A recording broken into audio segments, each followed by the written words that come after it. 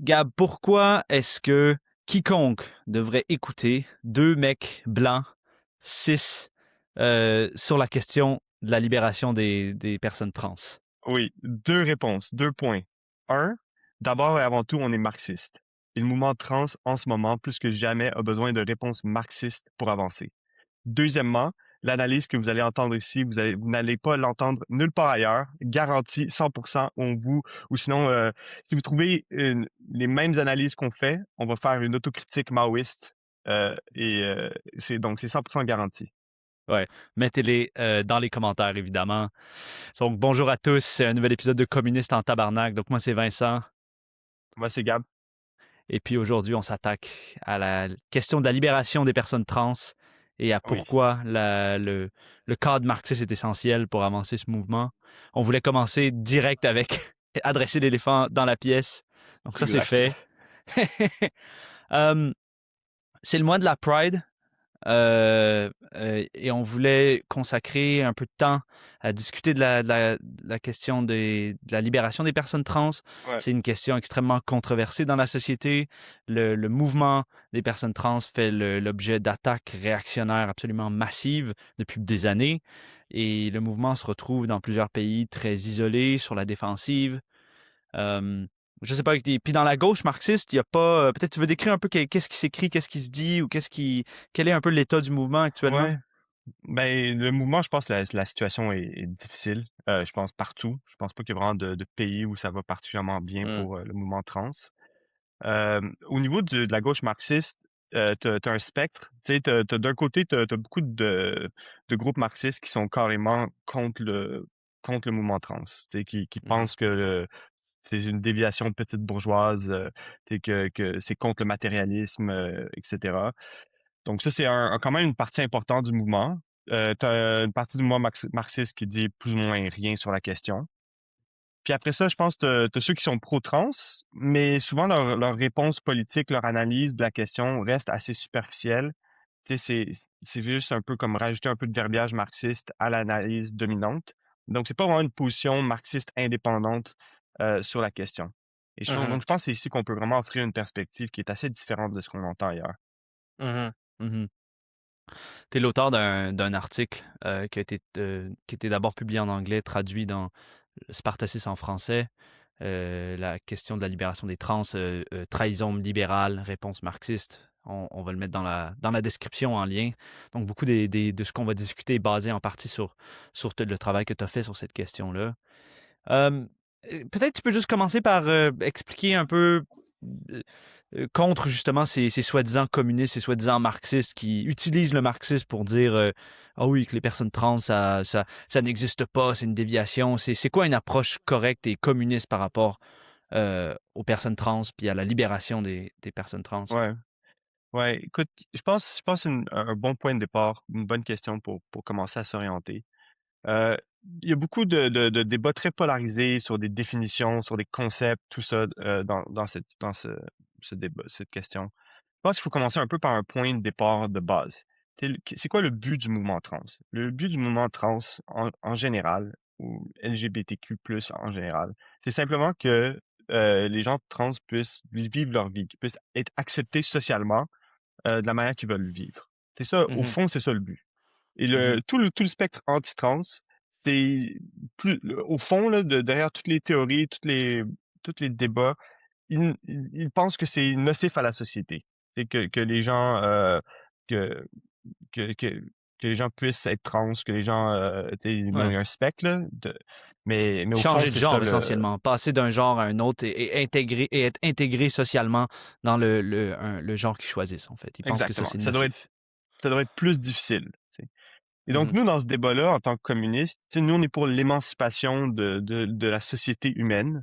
On est mhm, pour tu sais, l'abolition de toute forme d'oppression, y compris l'oppression sexuelle et genrée.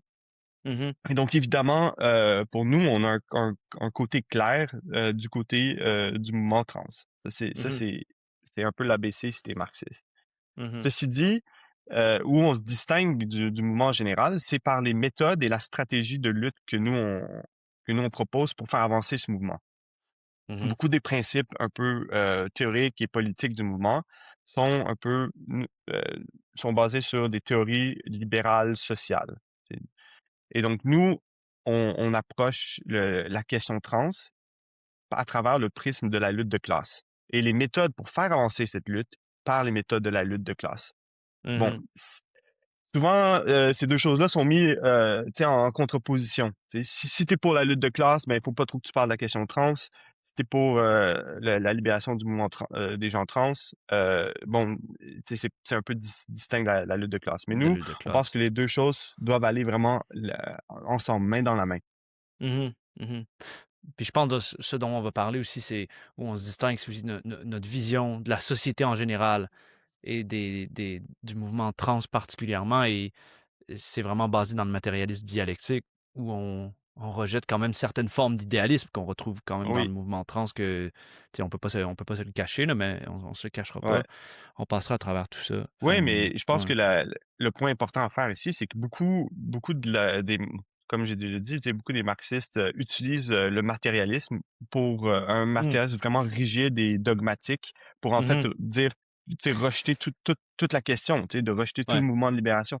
Nous, au contraire, on pense que le matérialisme dialectique est essentiel pour faire avancer la libération des gens trans. Mmh. Donc, c'est Mmh. une approche tu sais, fondamentalement différente. Mmh. Ouais, exact. Peut-être on peut, commencer par le commencement un peu et puis Ouais. prendre un peu un pas en arrière. Est-ce que tu peux nous expliquer un peu, pourquoi à quel moment exactement est-ce que la question, des personnes trans entre un peu dans le débat public, en général? Puis ensuite, pourquoi il y a autant d'hostilité, en fait, contre Ouais. le mouvement de libération des trans? C'est une grosse question et je pense que c'est, une des questions qui est souvent pas assez posée. Tu sais, Mmh. tu sais, si on veut faire une analyse marxiste de cette question, d'abord, il faut la mettre en contexte. Il faut Ouais. comprendre le contexte politique, social, d'où cette question émerge et comment est-ce qu'elle est posée aujourd'hui. Et donc on va faire, quelque chose qui est un peu pas nécessairement commun dans les débats sur cette question et commencer vraiment par la question de l'impérialisme américain. Parce que ce qu'il faut comprendre sur les débats, tu sais, idéologiques, tu sais, le débat sur la question trans, c'est vraiment un débat idéologique centralement qui est très, très chaud. Mmh. Mais pour comprendre un peu n'importe quel débat idéologique dans la société, il faut comprendre comment c'est lié avec les conditions matérielles d'existence. Et donc il faut se situer. Il faut se situer que l'ordre mondial actuel a été établi par les Américains, par les États-Unis, par leur victoire dans la Deuxième Guerre mondiale. Ils ont établi certains principes libéraux, un peu comme le couvert idéologique de leur domination. Tu sais, c'était pas le nazisme, la suprématie de la race, blanche. Alors non, ceci dit, bon, il y avait beaucoup de ça quand même aux États-Unis, mais c'était Pas de pas ça manière si on veut prédominante. et c'était pas ça l'idéologie officielle, si on veut. Tu sais, l'idéologie Ouais. officielle, c'était l'espèce de droits humains, libéralisme, etc. Mmh. Ceci dit, tu regardes durant la guerre froide, socialement aux États-Unis, le discours dominant, c'était pas du tout euh, pro LGBTQ. Loin de là. Non. Tu sais, c'était très conservateur, Ouais. réac, etc. Mais ça, c'était vrai. Il faut vraiment comprendre que c'était parce que c'était la guerre froide. Tu sais. C'était Mmh. nécessaire de vraiment mobiliser la société contre le communisme, tu sais, et d'avoir une espèce d'ordre social rigide aux États-Unis pour un peu mobiliser toute la population dans cette lutte contre le communisme, contre l'Union soviétique. Mmh.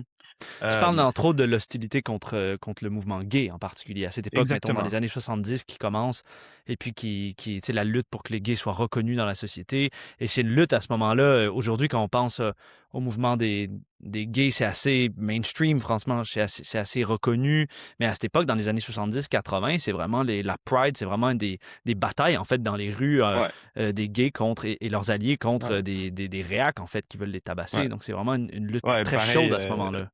ouais, ouais, je pense dans chaque pays, je sais qu'à Montréal, il y a eu des grosses batailles, justement sur cette Mmh mh. question-là. Et donc, tu sais, c'est rien d'automatique, tu sais, que le libéralisme va être tu sais, pro-gay, lesbienne, tu sais, vraiment pas. Mhm, Et donc, il faut comprendre un peu qu'est-ce qui a commencé à changer cette dynamique. Et c'est là qu'il faut vraiment se tourner un peu à la chute de l'Union soviétique et vraiment à l'ordre post-soviétique. Où là, c'était un contexte mondial où les États-Unis n'avaient pas un ennemi. Et quand je parle des États-Unis, je parle aussi de leurs alliés, tu sais, la France, les autres pays mhm, alliés aux États-Unis. Ils n'avaient pas un ennemi direct contre qui se mobiliser. Et donc, ils pouvaient se permettre d'un peu relâcher les normes sociales. mhm, Euh, et de l'autre côté, c'était aussi une période qui était relativement stable au niveau économique.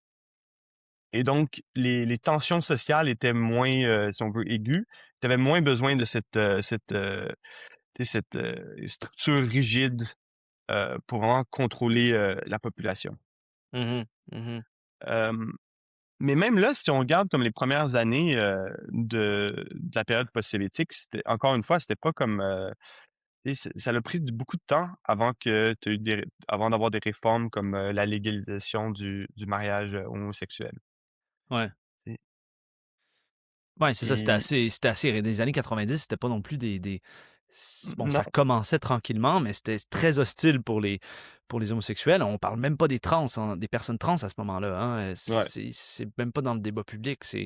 non. Puis c'est seulement, je sais pas exactement en France en quelle année ça a été légalisé, mais c'était aussi controversé. Il y avait des énormes manifs contre le mariage pour tous, une énorme réaction quand même. Puis je pense que c'est même vers la fin des années 2000, au début des années 2010, que dans la plupart des pays, le mariage homosexuel est légalisé. Ouais. Mais je pense que c'est une vraie question, tu sais, qu'il faut se poser, c'est pourquoi est-ce que une partie de la bourgeoisie, après la crise de 2008, décide de devenir plus ouvertement, tu sais, de faire vraiment le discours pro-LGBTQ comme une idéologie officielle, si on peut. Et je Mhm. pense que c'est un vrai tu sais, évidemment, il y a toujours eu de l'arriération. Je vais jamais dire qu'il était comme, avec le mouvement totalement, mais tu sais, c'est un vrai problème pour le mouvement et que le mouvement, je pense, reconnaît lui-même, tu sais, que tout à coup, c'est comme les banques qui financent la Pride, c'est Ouais. les flics qui marchent dans les Prides et cetera. Tu sais, ça devient un truc vraiment, une norme établie, et presque un consensus autour d'un certain libéralisme social sur cette question. Mhm. Et pour ça, il faut vraiment commencer à faut voir un peu la cri tu sais, ce phénomène a commencé à apparaître vraiment quand le système libéral américain commençait à être en crise. Tu sais, après 2008, alors que la situation économique commence vraiment à s'empirer et où, la classe dirigeante veut essayer de maintenir son système, mais pas vraiment de concessions économiques qu'ils peuvent donner. Et donc, c'est là ce qu'ils font, c'est qu'ils penchent plus loin dans le côté idéologique de la question, dans le libéralisme Mhm. social. Donc, Mhm. tu sais, c'est pas une coïncidence que c'est François Hollande, tu sais, le président socialiste qui a juste attaqué la classe ouvrière, tu sais. Ouais. Sa seule chose un peu progressiste qu'il pouvait dire, tu sais, qu'il pouvait mettre de l'avant, c'est justement ce genre de réforme sociale qui coûtait rien, qui peut quand même lui donner une espèce de vernis progressiste, modernisateur, tout en étant un président qui, au fond, attaquait la classe ouvrière. Tu sais, c'était ça la fonction principale de François Hollande. Mhm. Puis tu vois la même chose aux États-Unis avec Obama. Mhm. Ouais. Obama, tu sais, il pouvait pas se permettre de donner des vraies concessions économiques et sociales à la classe ouvrière. Et donc, ce qu'il a fait, c'est qu'il s'est penché dans les questions plus sociales, un peu plus symboliques pour se donner un vernis progressiste, modernisateur. Mhm. Donc, c'est pas une coïncidence que c'est à ce moment-là que tu commences à avoir une certaine libéralisation, puis que la bourgeoisie de plus en plus prend ça comme un peu sa propre idéologie. Mhm. Mais là, encore là, on parle de la question notamment des homosexuels parce qu'évidemment, c'est un peu le mouvement auquel se réfèrent beaucoup des gens dans le mouvement trans. Mais est-ce que tu es en train de dire, dans le fond, que c'est un peu, je sais pas, c'est un peu automatique, tu sais, c'est un peu, quand la bourgeoisie était en difficulté, ils ont donné ces réformes politique, parce que c'est vrai que ça coûte rien de légaliser le mariage pour tous, ça coûte rien d'avoir les homosexuels dans les forces armées, ça coûte, tu sais, ce genre de réforme. Mais est-ce que ça nie un peu les efforts des militants pendant des décennies ou qui se sont battus? Tu sais, il y a des gens qui se sont battus Ouais. pour ces réformes quand même. Non, écoute, pas du tout. Ben, c'est juste le contexte dans lequel ces luttes prennent place. Mhm. Donc, mais je pense que même dans le mouvement lui-même, il y a vraiment il y a une reconnaissance du changement qui s'opère. Tu sais, dans les années 70, etc., c'était des luttes très, très dures. Tu sais, Ouais. c'était ultra subversif d'être tu sais, quelqu'un qui se battait pour les homosexuels ou Mhm. tu sais, les droits des transgenres, des gens transgenres. Alors que tout à coup, dans les années tu sais, 2000, ça devient tu sais, beaucoup plus corporatiste. Le mouvement devient corporatiste. Même les Ouais. militants eux-mêmes, il y en a beaucoup qui deviennent beaucoup plus intégrés à l'ordre établi. Mhm. Donc, Ouais. je pense que c'est un phénomène qui est assez reconnu. Mais je pense que ce qui est important, c'est de comprendre le contexte géopolitique, économique, social. Pourquoi est-ce que tu as cette transition? Et oui, on parle principalement de la question homosexuelle en ce moment, parce que c'est un peu, tu sais, c'est un peu tu sais, les deux questions, la question trans, la question des droits des homosexuels, vont un peu Ouais. ensemble. Tu sais. Ouais. Ben, je pense que C'est un peu beaucoup des militants trans, le modèle, c'est comme bon, si on regarde la question des homosexuels, tranquillement, progressivement, à force de lutte, évidemment, mais voilà, les homosexuels ont pu être acceptés de plus en plus dans la société. Et bon, dans les années 2010, notamment, les homosexuels sont, tu sais, il y a des gros politiciens bourgeois qui sont homosexuels, il y a dans les séries télé, c'est accepté, c'est culturellement vu, comme tu dis, tu sais, les homosexuels ont été acceptés, au moins dans le monde occidental, là, dans la société en général. Donc, le modèle, je pense, pour beaucoup de personnes trans à ce moment-là, dans les années 2010, c'est voilà, nous, on va suivre un peu le même chemin. Tu sais. Ça va être difficile exactement. au début, on va pousser, mais graduellement, Ouais, je pense que l'illusion, c'est de pouvoir être accepté un peu comme, comme les homosexuels l'ont été. Donc, je pense que cette illusion-là ne, ne- n'est plus très populaire aujourd'hui parce que le non, niveau d'hostilité est tel. Mais je pense que c'est quand même un peu du moins au tout début du mouvement trans, c'est vraiment cette conception-là qui s'affirme. Donc c'est pour ça que c'est important de passer du temps à étudier un peu, à comprendre un peu qu'est-ce qui a permis le succès pour les homosexuels, mais aussi les limites. Parce que ouais, je pense que c'est un peu ça le problème au niveau de pourquoi est-ce que le cadre que tu viens de décrire pour les homosexuels ne va pas fonctionner pour les personnes trans. ouais. Mais je pense que c'est vraiment ça la question clé. Et je pense, bon, si on regarde ce qui s'est passé avec le mouvement trans, ce qu'on voit, c'est que tu as un début où c'est de la même trajectoire. Tu sais, tu as eu une amélioration. Particulièrement, tu sais, tu sais, la question trans a commencé à prendre vraiment une place beaucoup plus importante dans les débats publics, tu sais, dans les années 2010, etc. Et tu as un début, en fait, de ce qui s'est passé avec la question des lesbiennes et des gays. Mhm, Mais tout de suite, ces débuts, ces premiers pas arrivent exactement au moment où tu as vraiment la montée de la réaction qui commence de plus en plus à s'affirmer. C'est mhm. la première campagne présidentielle de Donald Trump. Ouais, Tu sais, vraiment la montée du RN. Donc, ouais. c'est vraiment le contexte dans lequel ce- ce- la question trans commence à s'imposer plus dans le débat public. Hmm, hmm. Et encore une Du, fois, c'est important de comprendre pourquoi. Tu sais, pourquoi est-ce qu'à ce moment-là? Bon, euh, au niveau de la bourgeoisie, de l'aile de la bourgeoisie qui continue un petit peu à promouvoir tu sais, les réformes pro-trans. Tu sais, ici en Grande-Bretagne, c'est carrément le Parti conservateur tu sais, qui proposait des réformes démocratiques sur cette ouais. question il y a quelques années. Tu sais. Donc pourquoi est-ce qu'eux, ils continuaient simplement le même modèle, tu sais, qu'avant? C'est que bon, on fait juste des trucs réac, donc faut se donner quand même un petit peu de vernis semi-progressiste, donc on va utiliser tu sais, ces réformes.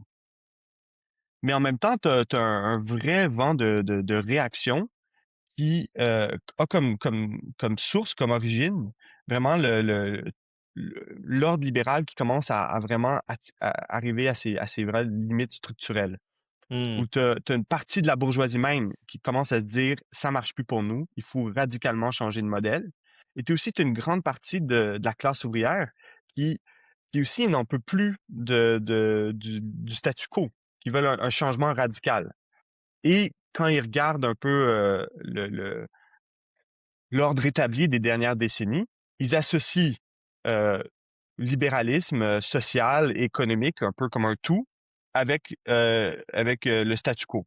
Et Mhm. de plus en plus, c'est la droite, et même l'extrême droite, qui s'impose comme une alternative radicale au statu quo. Et Mhm. donc,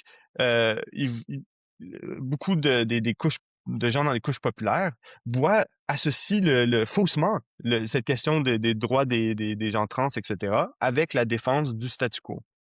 Mhm. Ouais.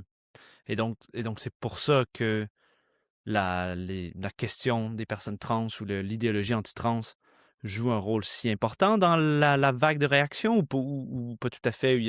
Pour moi, il y a un Ouais, aspect un peu plus profond à la question dans le sens que, tu sais, je pense que tu as bien expliqué que l'espèce de période libérale post-soviétique a permis l'expansion des droits pour les homosexuels. Tu sais, il y avait plus de, il y avait pas une nécessité de vraiment mobiliser la population derrière des valeurs ultra-conservatrices. L'heure était plutôt à l'expansion des capitaux américains partout sur la planète, au nom des droits humains, au nom de plein de valeurs progressistes. Dans ce cadre-là, ça faisait sens, en fait, de donner plus de droits aux homosexuels, particulièrement quand l'économie a commencé à chanceler. Euh, mais là, j'ai l'impression, puis je pense que commencer avec l'impérialisme américain, c'est vraiment important parce qu'on arrive à un moment vraiment où l'impérialisme américain est en crise. Il a besoin de vraiment mobiliser la population pour des desseins réactionnaires. Il a besoin d'un retour un peu à la famille bourgeoise, aux valeurs conservatrices, pour embrigader les gens derrière le militarisme, derrière le conservatisme social.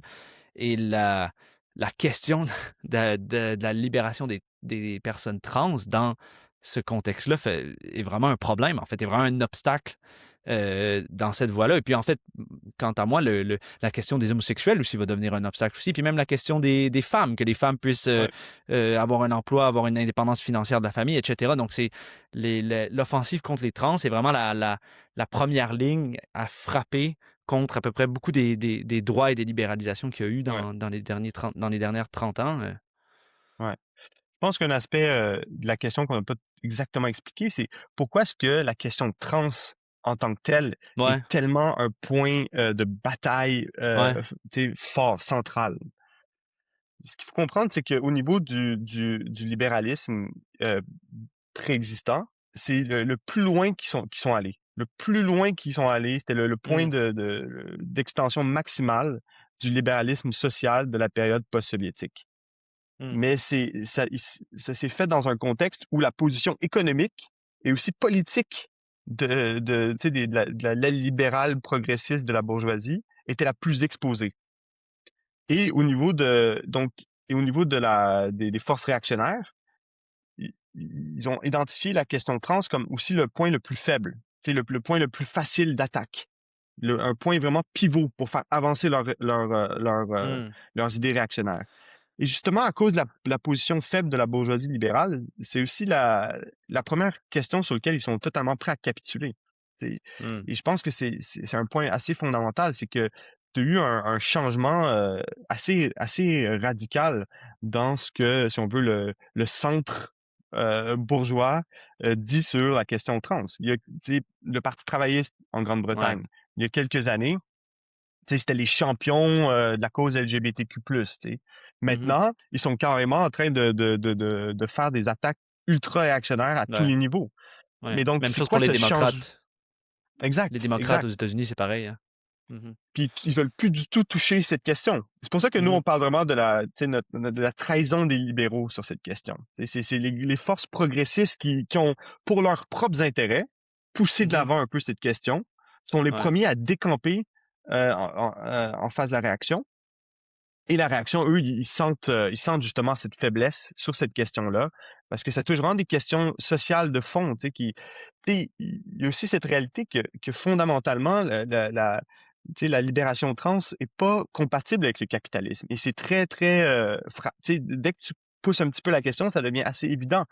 Et donc, mm, c'est un point facile pour les réactionnaires de vraiment utiliser cette question pour mobiliser pour leur vision de la société puis pour leur programme politique. ouais, ouais. parce que ça touche à la question de la famille, à la question de qu'est-ce qu'une femme, qu'est-ce qu'un homme, à des questions ouais, de sexualité, et puis qui sont toujours, je pense, les questions, c'est le plus facile en général de mobiliser la réaction au niveau politique, parce que tu peux être un militant syndical bien fort et tout ça, mais t'écrouler assez facilement quand vient le temps d'être accusé de déviance sexuelle ou quoi que ce soit. Donc c'est Ouais, souvent sur ces questions-là que la réaction est la plus efficace en ouais, général. Ouais. Donc donc on a discuté un peu du contexte de la montée du discours en fait sur la question des personnes trans, un peu pourquoi qu'il y a la réaction un peu contre eux, en fait. Et je sais pas où est-ce que tu veux amener la discussion ensuite. Pour moi, le point qui a vraiment, tu sais, qui mine toujours le débat et qui mine toujours le mouvement, c'est certaines idées libérales qui sont présentes dans le mouvement de libération des personnes trans. Et je sais pas si peut-être on peut se tourner un peu sur ça. Par exemple, de ce que je connais dans l'expérience du monde anglophone, la manière dont les personnes trans sont toujours attaquées, c'est sur cette fameuse question de qu'est-ce qu'une femme?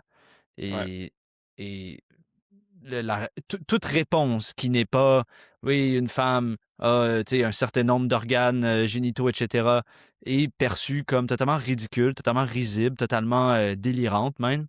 Et ce genre c'est un peu l'aspect biologique de la question. Je sais pas si tu veux aller dans cette avenue un peu. Oui, allons-y. C'est vraiment un peu le cœur, un peu, si on veut, de l'aspect théorique de la Ouais, question. Et je pense ouais. que c'est là que le marxisme peut vraiment un peu euh, dénouer le problème euh, Mhm, qui, qui, qui, qui est vraiment assez central. Bon, déjà mhm, sur la question biologique, euh, c'est en effet un des points comme c'est central du débat. Mais ce qu'il faut comprendre, c'est que c'est pas vraiment ça le débat. Et donc, c'est la vraie question, c'est pas qu'est-ce qui est une femme au niveau biologique. Parce qu'en fait, tu sais, il y a des caractéristiques biologiques qui déterminent ce qu'est une femme et ce qu'est un homme.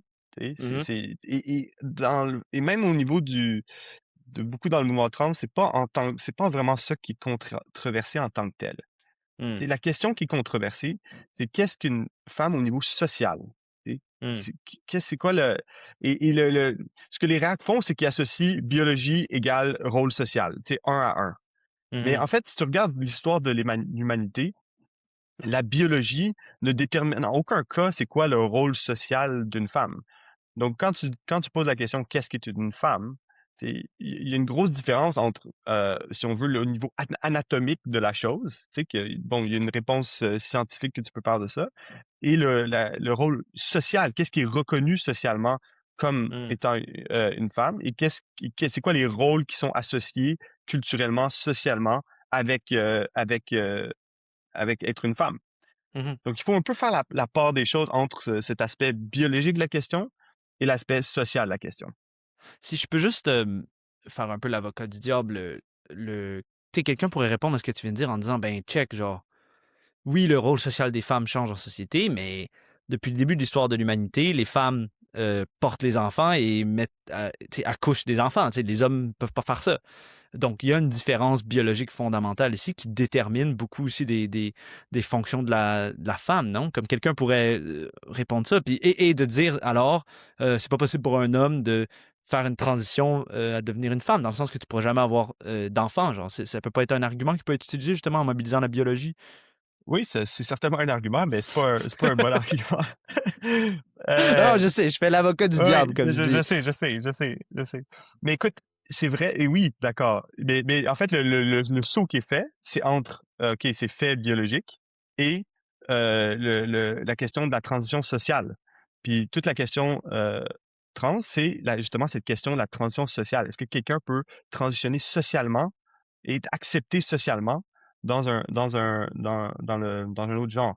Mhm, Et mhm, bon, au niveau de porter des enfants, oui, d'accord, mais encore une fois, tu sais, qu'est-ce que ça signifie? C'est quoi c'est quoi le rôle social de, tu sais, et la signification sociale de donner naissance et tu sais, c'est ouais. extrêmement différent dépendant d'une société à Mmh. une autre. Ouais. Et qu'en est-il des femmes Mais qui ont pas d'enfants? Est-ce qu'elles sont moins femmes? Est-ce que ce Mais sont pas des tu femmes? sais, ouais, écoute, ça c'est des arguments qui sont souvent faits dans le mouvement. Euh, Après, si on regarde mais il y a un autre côté de la question, et c'est que certes, parfois dans le mouvement trans lui-même, euh, on fait appel à comme un peu pour contrer ces attaques sur la question biologique, on se replie sur des réponses idéalistes. Dans le sens que tu sais, un académique, Jack Halberstam, américain, qui tu sais, fait l'argument en gros que le problème, c'est toute catégorisation est un problème. Tu sais, que le capitalisme apporte des catégorisations et que toute l'idée de mettre des catégories définies, c'est un problème. Tu sais. De dire qu'il y a une différence de fond biologique entre hommes et femmes, c'est en soi un argument réactionnaire. Mmh. Mais en fait, ça, c'est vraiment en fait, c'est une concession aux idées et ça permet pas vraiment de bien lutter contre les idées réactionnaires. Ouais. Parce que, les- parce que c'est un fait, tu sais. Tu sais, la reproduction humaine nécessite une dichotomie. Tu sais, c'est juste un fait. Et de nier ce fait, ça va pas avancer les arguments comme quoi la transition sociale de genre est possible et même une chose désirable Mmh. dans la société. Mmh. En fait, lui, il Euh, se rebelle contre toute catégorisation en général. Il dans on cite dans l'article un article qu'il a écrit de 2023 où il se rebelle en fait contre la classification même des plantes en zoologie, où ça c'est associé avec le colonialisme et tout ça. Bon, ça devient un peu ridicule parce que c'est un peu il se rebelle un peu contre la science qui cherche à classifier les objets ou ouais. les espèces, pour Ouais, comprendre le monde. C'est bon, ça va ouais. trop loin disons. L'argument classique qui est fait dans une partie du mouvement trans, c'est de dire que au niveau biologique, il y a pas une dichotomie, mais il y a un spectre. Mmh. Et ça, c'est un endroit où le marxisme peut vraiment résoudre ce problème. Tu sais, est-ce que c'est une dichotomie ou est-ce que c'est un spectre? Mmh. Et le, euh, l'argument que le marxisme peut faire, c'est qu'en fait, c'est les deux. Tu sais, il y a une dichotomie fondamentale. Hommes et femmes au niveau biologique, c'est deux catégories fondamentalement différentes, qui Mmh. est réelle. Mais c'est pas parce que tu as une dichotomie que t'as pas t'as pas aussi un aspect d'un spectre. Et en fait, toute Mmh. chose dans le monde réel est une combinaison de catégories discrètes et de formes transitoires. Et Mmh. où une accumulation de changements quantitatifs mène à un certain point à un changement qualitatif. Mmh. Donc, oui, il n'y a pas comme un. Tu sais, tu as des exemples discrets qui rentrent pas exactement dans une catégorie ou l'autre. Mais c'est pas parce que tu as certains exemples tu sais, qui pointent dans cette direction, les gens intersexes, par exemple, ça nie pas le fait qu'il y a fondamentalement une dichotomie sexuelle. Mmh. C'est quoi l'implication de ces arguments un peu théoriques ou biologiques sur la question qu'est-ce qu'une femme? Genre, qu'est-ce que. Parce que c'est facile un peu de perdre de vue un peu que tout Ouais, ce truc-là, on développe tout cet aspect sur la biologie pour armer le mouvement des personnes trans, ouais. pour armer ce mouvement, donc. Le truc, c'est que tous les réacs veulent avoir le débat sur la question biologique. C'est leur Hum, terrain. T'sais. Ils hum, veulent avoir le débat sur cette question. Et c'est juste, ça vaut la peine de démêler un petit peu ces questions-là parce que une partie du mouvement euh, comme essaie accepte ce terrain et essaie de dire de nier en fait certaines réalités scientifiques évidentes. Et ce genre d'argument mine vraiment toute la défense du mouvement trans. hum, C'est ce qu'il faut vraiment poser comme question, c'est la question sociale, tu sais, la hum, question de la transition sociale, que c'est ça le vrai cœur du débat. Tu sais, est-ce que c'est désirable socialement? Est-ce que c'est possible et désirable socialement qu'une personne transitionne d'un genre à un autre? Et la mhm. réponse là-dedans sur est-ce que c'est possible, c'est évidemment oui. Si tu regardes, il y a plein de gens trans qui font leur vie tous les jours sans que personne ne le remarque. Et Ouais. donc, tu sais, c'est un fait que Mhm, la transition sociale, elle est possible. Ça veut pas dire que c'est facile, c'est là que c'est là mhm, que c'est ça le point central de la lutte, si on veut. C'est comme de rendre cette transition plus facile, plus socialement acceptable, etc. Eux, les réacs utilisent les arguments de la biologie pour fondamentalement pousser contre cette transition sociale. Et c'est ça le Mhm. vrai cœur du débat. Mhm. Mhm. Donc, dans le fond, tu as un peu deux pôles, des réacs qui disent, voilà, il y a des hommes, il y a des femmes, et ça, c'est figé, rigide, et voilà, aucune différence, aucun changement dans ce cadre-là n'est possible. Ouais, Et tu as des gens, parfois, parmi les trans, les personnes trans, qui vont dire, non, cette dichotomie n'existe pas, c'est un spectre, ou alors ouais, c'est une continuité. Puis ça, c'est un peu, ça mine un peu l'argument d'une certaine manière, ou c'est ça un peu ton point, exactement. ou... Oui, oui, oui, Ouais. oui, c'est exactement. Mhm. C'est Mhm. de penser que c'est une question qui est purement subjective. Donc, Mhm. évidemment, c'est pas purement subjectif. Mhm. Mais peut-être si on va. Écoute, on a déjà abordé la question de l'hostilité contre les personnes trans, mais peut-être si on pousse un peu la question un peu plus loin, tu sais, comme. Parce que, tu sais, ce que tu dis, ça semble assez logique, tu sais, c'est notamment l'argument que tu as fait que, en fait, il y a un paquet de personnes trans qui vivent leur vie chaque jour. Tu les croises dans le métro, à l'épicerie, quoi que ce soit, puis tu t'en rends. La plupart des gens s'en rendent même pas compte. Donc, pourquoi tu sais, ça pose un peu la question, pourquoi tant d'opposition, en fait, Ouais, à la transition de genre en général, tu sais? ouais, ouais. C'est là qu'il faut toucher un petit peu à la question de la famille. Ouais. Bon, souvent, quand tu regardes ce que les marxistes écrivent sur la question de la famille, de l'oppression des femmes, tu vas avoir une belle citation d'Engels, puis de dire il faut renverser le capitalisme pour résoudre la question de Mhm, l'oppression des femmes, l'oppression LGBTQ+. Bon, c'est vrai, oui, d'accord. Mais ça, disons que c'est très rigide, dogmatique, et ça répond pas à grand-chose. Tu sais. La question, c'est comment est-ce mhm, que l'institution de la famille, tu sais, tu sais, c'est quoi le rôle concret que ça joue et comment ça interagit avec justement la question trans? L'institution de la famille monogame, tu sais, nucléaire, ouais. ça prédate le capitalisme Mhm, et c'est vraiment, si on veut, un socle, le socle social sous lequel la société vraiment est organisée depuis des millénaires. Tu sais. Et que tout aussi des institutions culturelles, religieuses qui sont formées pour vraiment défendre cette structure sociale. mhm, Et donc, c'est à la fois c'est à la fois un, un point de ralliement comme pour défendre les idées conservatrices et réactionnaires. Mais mhm, et ça, c'est l'autre question, le côté de la question qui est pas souvent discuté. Mais la famille, ça reste aussi comme, tu sais, ça reste aussi la fondation du réseau social des individus dans la société telle qu'elle est aujourd'hui. Tu sais. mhm, Si on veut, si on veut euh, remplacer les institutions de la famille, tu sais, si on veut comme, tu sais, il faut quelque chose de concret qui va remplacer, tu sais, qui va permettre d'aller au-delà de la famille telle qu'elle est aujourd'hui. C'est mhm, plus de services sociaux, plus de socialisation des tâches euh, familiales. mhm. Mais ce qu'on a, c'est qu'avec la crise du capitalisme, tu as justement plus en plus de fardeau qui est mis sur la société, qui est mis sur la famille. Et Ouais. la famille devient aussi le principal obstacle, souvent, pour beaucoup d'individus, entre la misère et l'isolement total et avoir un certain réseau de support. Tu sais, Tu veux dire que la famille est le seul réseau de support que beaucoup de gens ont? C'est ça que tu veux dire? exact. Ouais. Oui, oui, c'est ça. Et donc, Mhm, c'est pour ça aussi que l'attachement, si on veut, à la famille, c'est pas juste un, tu sais, il y a une base réelle et comme pas juste réactionnaire aux gens qui défendent leur famille ou qui aiment leurs parents, tu sais. C'est pas ah ouais. comme un, c'est pas comme un Ouais. truc réac, tu sais. Mhm.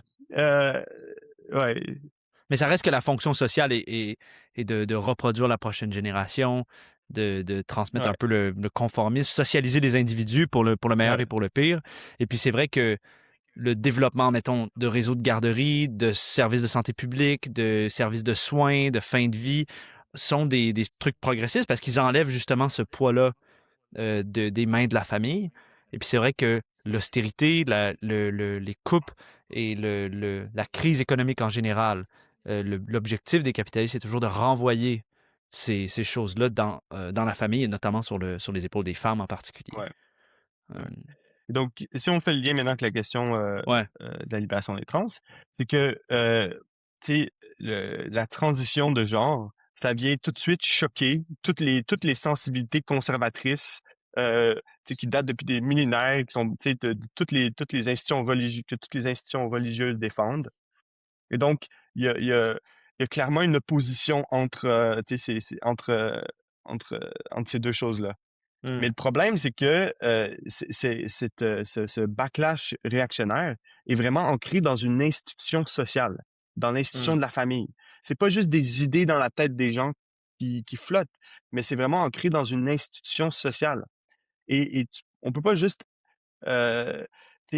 abolir cette institution. Il faut vraiment, comme on discute, la dépasser, si on peut, par le développement social. Mais on est dans un contexte où on n'est pas en train de voir plus de garderies, plus de crèches, plus de meilleures écoles, de meilleurs Mmh. services sociaux. On voit le contraire. On voit le contraire. On voit une désintégration sociale de ces tâches, de ces aspects, des éléments qui socialisent la famille. De plus en Mmh. plus un repli sur comme la famille nucléaire traditionnelle, si on veut. Ouais. Je peux-tu juste faire un point? Parce que tu dis que c'est pas une question d'idée, c'est enraciné vraiment dans cette institution de la famille qui date de millénaires. Mais la question homosexuelle était tout aussi un défi à la famille nucléaire monogame normale, entre guillemets, là. Parce que, tu sais, la question de deux hommes ou deux femmes qui sont ensemble ou, tu sais, qui refusent d'avoir des enfants ou alors même qui ont des enfants, ça représentait quand même un changement historique par rapport à ce qui est la norme sous le capitalisme ou même avant Oui. le capitalisme. Mais pourtant, c'est devenu relativement accepté. Alors pourquoi on a déjà un peu touché à cette question, mais peut-être tu peux pousser un peu plus l'argument au niveau de. Mais ouais, comme tu dis, ça se détache de la norme. Et en fait, sur toutes sortes de questions, on est assez loin de la norme, tu sais, de juste comment est-ce que la plupart des gens vivent leur vie. C'est en fait très loin de la famille monogame Mhm. classique, Ouais. classico-classique. Tu sais. Mais c'est ça le truc, c'est que sous le capitalisme, tu peux dans des conditions sociales particulières, tu sais, de la période post-soviétique, stabilité économique, libéralisation sociale, tu sais, Mhm. on a pu s'éloigner de la norme jusqu'à un certain point. Mais là, ce qu'on est en train de voir, alors que les conditions sociales sont en train de se désagréger, tu as une pression pour juste revenir vers la norme. Tu sais. Mm. Mm. Et donc, bon, et au niveau des idées, je suis pas en train de dire que les idées, la lutte des idées, tu sais, ça compte pas ou quelque chose comme ça. Mais il faut toujours mettre en relation le débat des idées avec si on veut, la fondation sociale de ces débats. Donc, si on voit une montée de la réaction sur la question trans, c'est Mm. vraiment un reflet de ce déclin social, de ce repli vers la famille et de la bourgeoisie aussi qui a besoin de ce repli vers, si on veut, son institution de base pour vraiment réorganiser la société pour défendre ses intérêts réactionnaires de, de géopolitique, mais aussi internes. Mhm. Mhm. Ouais, pour moi, l'hostilité contre les trans, avec aussi les immigrants, mais aussi avec la gauche en général, tu sais, c'est vraiment la nécessité d'embrigader les gens dans le militarisme, dans le nationalisme, tu sais, de s'écarter un peu de ces décennies d'ère libérale qui étaient possibles à cause de la situation géopolitique, puis pour vraiment ouais, préparer Ouais, les gens à la ouais, guerre, ultimement, en fait. ouais, Je pense qu'il ouais. faut le voir dans ce contexte-là. Et Ouais. si tu le places dans ce contexte-là, c'est aussi très clair que, tu sais, le recul pour les gens trans, c'est juste tu sais, ça se place dans un recul général pour tu sais, tous les gens LGBTQ+, et aussi pour les femmes, tu sais, Ouais. et franchement aussi pour les hommes. Tu sais, tu sais, c'est vraiment un recul social réactionnaire général. Tu sais. Mhm. Et donc, si on veut, c'est tu sais, c'est un peu le point focal de la lutte, le point pivot de la lutte, mais c'est vraiment tout un recul social généralisé. Tu sais, c'est vraiment ça la question. Mmh. Mmh. Heu, écoute, peut-être qu'on peut s'arrêter maintenant, parce que ça fait 45 minutes qu'on parle. Je veux vraiment toucher tu viens un peu de la mentionner, je veux vraiment qu'on ait une discussion sur les tensions entre le mouvement des femmes et le mouvement des personnes trans. Je pense que c'est vraiment clé de toucher à ça. Puis j'aimerais ça aussi toucher un Ouais, peu plus à ce que la gauche dit sur la ouais, question des trans, sur la question des TERF aussi, c'est ce qu'on les appelle. Et puis, peut-être parler plus concrètement de l'état du mouvement de libération des trans et un peu un programme. Qu'est-ce qui lui manque? Qu'est-ce qu'on pourrait mettre de l'avant, en fait, d'un point de vue marxiste? Mais peut-être que, à moins que tu veuilles faire un autre point, peut-être qu'on peut en fait laisser ça pour une partie 2. oui, Euh, et en fait, ce qui serait bien, c'est que les gens qui nous ont écoutés jusqu'ici, mettez vos commentaires en fait dans la vidéo, vos questions, vos critiques aussi, vos désaccords. Puis peut-être en fait, on peut aussi faire un peu, bon, s'il y en a des intéressants, un peu des réponses pour le prochain. oui, oui, tout à fait. Ouais. OK. Est-ce que tu veux Bon plan. est-ce que tu veux un mot de conclusion ou un dernier Non, non, point ça ou? va. Je pense que tu as bien fait ça. Et OK, good. All right, ben, suivez la vidéo. Comme j'ai dit, mettez vos commentaires. On va revenir pour une partie 2. Et puis voilà, OK, c'est ça. merci. À la prochaine.